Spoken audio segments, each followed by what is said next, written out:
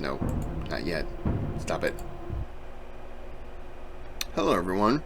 This is Frederick the Great's first defeat. This is battle number, or video number 11 if you're keeping track. It currently is Monday morning, Labor Day. Well, September 5th. It's Labor Day. For us, it's a 3-day weekend. And it is currently 3:47 a.m. I did not sleep very well. I've been up since 2. I've had like 3 of these of water, ice water.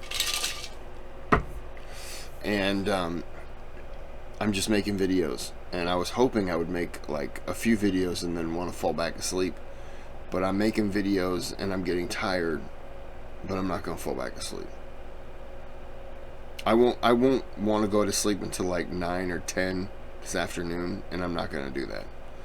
So let's just make some videos and see what happens. So if you've been keeping up with the other 10 videos, then you know what's happening. If not, you should watch those other 10 videos. Watch mine, or a link is always in the description to the original, and go from there.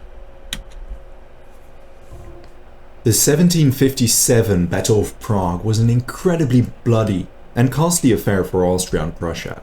Suffering enormous casualties, Prussia's King Frederick the Great emerged victoriously. Still, the fleeing Austrians retreated behind the Bohemian capital's walls. Frederick was convinced he could force the city and its garrison to its knees. On May 29, he began the bombardment of Prague. With 10 25-pounder guns and 12 heavy mortars, the Prussians fired over 30,000 shells. But the garrison in Prague evidently enjoyed more provisions and tenacity than Frederick anticipated. Then horrifying news reached him. By early June, he learned of Field Marshal Leopold Count von Daun assembling a new large army to the east. Initially, Frederick assumed this was no more than 20,000 troops. Daun probably retreated with them after learning of the Austrian defeat at Prague. But General Georg Puttkamer, who chased the fleeing Austrian garrison, relayed to him Daun commanded 55,000 soldiers, including those who fled the Battle of Prague. This was a serious problem. Frederick did not have enough resources to conduct a siege and face a massive army simultaneously. Daun was no stranger to Frederick, although the Prussian king didn't know it. The Austrian field marshal made a name for himself a decade earlier, seeing combat at Chotusitz, Hohenfriedberg, and Soor. Whereas Daun had ample opportunity to study Frederick as a commander, Frederick barely knew anything about him. This was the first time he faced an army commanded by Daun. Upon learning of Daun's strength, Frederick's first act was to dispatch the Duke of Brunswick-Bevern in Kolin's direction. With a 19,000-strong army, he marched east, capturing supply depots along the way. If you like...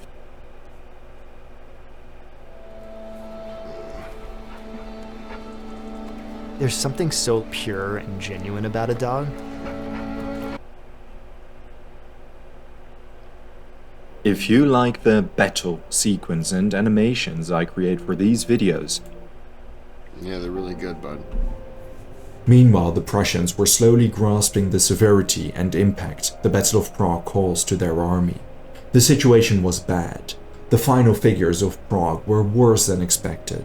A surviving account of one of the Prussian officers clearing the battlefield reveals: "It is dreadful beyond conception to walk in a field of battle after victory, to see friends and enemies, men and horses, the dead and dying, all heaped together, and almost floating in blood.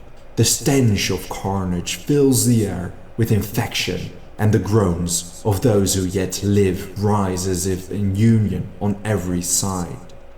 Then Frederick received news of a new Franco-Austrian treaty in which France pledged 120,000 soldiers and not laid down arms until Austria captured Silesia entirely. Letters from the Duchy of Prussia revealed a Russian fleet entered the Baltic Sea and an Austrian deserter confirmed Frederick's worst fear. Prague held enough provisions to last a couple of months at least. Not knowing what to expect of his adversary, Frederick decided to raise a force and travel east. He left Field Marshal Keith in charge of the siege of Prague. A letter he wrote Keith on June 6 reveals he was confident but serious about the situation. Leopold Daun is being reinforced. We must prevent him interfering with us. We must put together all we can, attack him, and chase him away as far as possible. On June 14, Frederick linked up with Bevern nearby Kolin. Bevern informed him that Daun was commanding a worrisome large army. Daun camped near Czaslau and had just received direct orders from Maria Theresa to relieve Prague's garrison. He ran into Zieten's hussars multiple times, preventing a direct attack against Bevern's force, but certainly alerting him that the Prussians knew of his whereabouts. Frederick did not know about Daun's goal to relieve Prague, but he did suspect battle was imminent. He sent word to Prince Moritz of Anhalt-Dessau at Prague. Moritz rounded up any and all soldiers he could find who would not be missed during the siege. 48 hours later, Moritz arrived at Kolin with reinforcements. Frederick commanded some 35,000 men. Daun still outnumbered him significantly by some 20,000. Thanks to the skirmishes, Daun was well aware that the Prussians were in the region. His scouts informed him of Bevern's army, augmented by Frederick and Moritz. With some characteristic cautious maneuvering, Daun marched against the Prussians, reaching their flank. On the evening of June 16, he deployed his army in two lines on the slight slopes south of the Imperial Road. They spanned from Blinka all the way towards Ksetjos. Irregulars under General Beck held Planyan. Nadashti's irregulars remained south of the main army, able to move towards whichever flank required them. The Austrian movements did not go unnoticed. Frederick camped nearby Kurin and realized Daun attempted to cut them off. He decided to move his entire army to the north. Meanwhile, Daun received a false message that Frederick expected up to 60,000 reinforcements later that night. So Daun expanded his lines, with his left towards Krichnau and his right towards Radovesnitz. By the morning of June 18, Daun's men were ready. He commanded between 28 and 34,000 infantry, between 14 and 18,600 cavalry, and around 150 artillery pieces. Meanwhile, Frederick decided it was time to move. Surely he could circumvent Daun's army, reach the east's lower slopes, and flank the Austrians. When Beck was quickly expelled from Planyan, his confidence grew.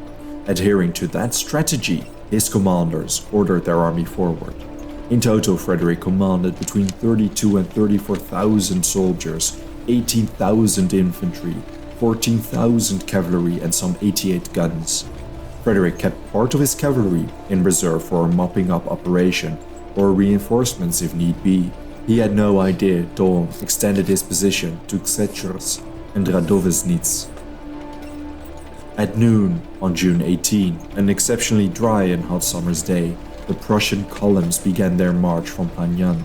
General Johann Dietrich von Hülsen commanded the vanguard. Lieutenant General von Treshkov followed with his division. Zieten commanded some 50 squadrons of hussars to protect the flank. Manstein commanded the middle and Bevern the right. As the Prussian column marched, news reached Frederick that it may take longer than anticipated to circumvent the Austrians. Rumors of Daun expanding his lines east worried the king. Some woodlands, the Eichenwald, lay south of Ksetjos. When the Austrian bombardment erupted, Frederick figured passing through the woodlands would achieve the same encirclement effect with fewer casualties. He told Hülsen to explore the shortcut. But Frederick had no idea that this uphill shortcut marched straight into General von Wietz's hidden division. Combined with the infantry deployed within the village, the Austrians were about to shoot at the oblivious Prussians like fish in a barrel. When they turned south, parallel to Ksetjos, indeed the Prussian infantry came under heavy fire. Hearing the noise of battle and volleys, Frederick deduced the Austrian right flank was much stronger than he anticipated. This was it. There was no more time for elaborate maneuvering. As Zieten ran into Nadashti's cavalry to the east, Frederick ordered Moritz to launch a frontal charge against the Austrian positions. Statements survive of Moritz telling Frederick the idea was ridiculous, but to no avail. Fraser writes the infantry marched forward in a frontal attack uphill, outnumbered and with no favorable circumstances whatsoever. It was a desperate maneuver. The Austrian infantry and artillery, safely positioned on the Gsetschers hill, launched volley after volley. They tore into Moritz's division. The prince reportedly exclaimed the battle was lost. Meanwhile, the rest of the Prussian column was still trekking along the Imperial Road and taking their positions. Pro-Red sharpshooters positioned around Brezan picked off soldiers on the flank. In an attempt to mitigate the casualties, Major General von Manstein took part of his army and charged into the village direction. He scattered the sharpshooters. However, the town enjoyed more defenders than he anticipated, and as savage fighting erupted, he called in support of his reserves. As the fighting around Brezan and Chosenitz continued, his soldiers slowly pushed towards the hill. The advance began extending beyond what Manstein intended, but the chaos on the ground prevented him from pulling his army back safely. Several detachments began climbing the Bzerovsky hill. Along most of the Prussian front, the scene was the same. Infantry climbing over their dead or dying comrades, sustaining heavy fire. But Manstein's attack did ensure the Austrians could not reinforce their right flank. In utter desperation at his lack of reinforcements, Frederick ordered 67-year-old General Peter von Pennever to launch a cavalry charge. They advanced past Brezan before being mauled by heavy artillery fire and a subsequent cavalry counterattack. Despite the casualties, I don't understand, I guess, I don't understand why Frederick needed this fight. Because it's not turning out good. So, Austria set up, and I mean, it seems stupid from the get-go. It's easy to say that now, hindsight 2020 and all. But it seemed like this was a battle he didn't have confidence in. He had that one skirmish, so he's just like, oh yeah, we can do this. But it's hard to overcome numbers. 20,000 is a lot. And so I don't understand why he needed to have this fight. It just, and then making the decision to charge and all this other stuff, it just seems like it was a stupid decision. I'm not breaking ground here. I'm pretty sure a lot of people are saying this is a terrible choice. But like, it just, you know, you want the battle of your choosing, and Austria set up and was like, yeah, we're choosing this battlefield, and he just kind of was like, okay. I just don't understand that. at around 7 p.m., Moritz's infantry reached the top of the Gsetschers hill. The subsequent close combat appeared to favor the Prussians. Another charge launched by Bevern pushed into the Austrian left flank, on top of the Bzerovsky. Then on the far left of the Prussians, Major General Christian von Krussig launched a charge against the village. The combination of the sudden momentum, the Prussian advance and the Austrians running out of ammunition, and wavering lines made it seem like Prussia was about to snatch victory from the jaws of defeat. It would not have been the first time, but it just wasn't enough. Krussig was struck by a cannonball, dying on impact. Fighting continued for a while, but the brigade began wavering before cracking and scattering. Pennever's damaged cavalry retreated to the Imperial Road. The Prussian infantry was exhausted and battered. Whenever they made an opening in the Austrian lines, it was filled with fresh reserves. Finally, the late Krussig's cavalry suffered heavy counterattacks by the much more numerous Austrian cavalry stationed near the Eichenwald. Bevern's infantry suffered heavy casualties, battered by the artillery and infantry on the hill. Some sources indicate Bevern managed to scale the hill and line up his army. But the flanking of the Netherlands Linie Dragoon Regiment from the left crushed his infantry, and they retreated through the Imperial Road. On the left, the Austrian cavalry surrounded the Prussian vanguard. Dreschkow was wounded and captured, together with his infantry. At around 8 p.m. the Prussians retreated. Zieten and Hülsen maintained order among their troops, preventing Daun from following up the victory with a chase. Kolin's score was gruesome. The Prussian army received an enormous blow. Of their infantry, 8,755 were killed or missing, 3,568 were wounded. Of the cavalry, 1,450 men and even more horses were killed. To put this into perspective, over a third of the troops deployed became a casualty statistic. They lost an additional 5,380 men as POWs. Daun lost Indestructible shoes. They are a nice looking shoe. First thing I found really interesting with these shoes is that I just got a pair of those. Daun lost 8,114 soldiers, most of whom were wounded, totaling about 15% of the troops deployed. The Austrians camped on the field, a classic sign of victory. When news of the victory reached Vienna, the city burst into spontaneous celebration. Maria Theresa created the eponymous order, awarding Daun the first Grand Cross. Allegorical works were written and the Pope conferred his indescribable jubilation. As you can imagine, the mood in Berlin stood in stark contrast to these jubilations. After nearly 2 decades of incredible successes, this defeat served as a cold shower to the Prussians. Tim Blanning writes, "In just a few hours, Frederick lost more than a battle. His superhuman reputation had collapsed." Austrian memoirs reveal how their opinion of Prussian soldiers shifted. It turned out they could be made to flee. In a letter to Marshal Keith, Frederick conceded he had tried to do too much with too few.